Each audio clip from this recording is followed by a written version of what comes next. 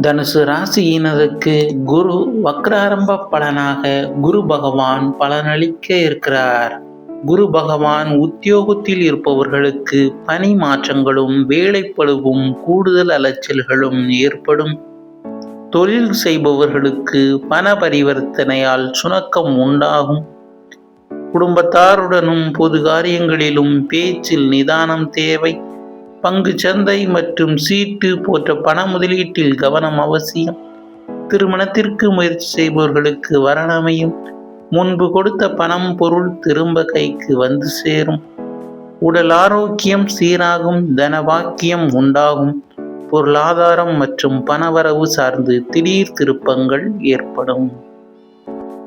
மீண்டும் அடுத்த பதிவில் சந்திப்போம். இந்த சேனலை சப்ஸ்கிரைப் செய்த நண்பர்களுக்கு மனமார்ந்த நன்றி.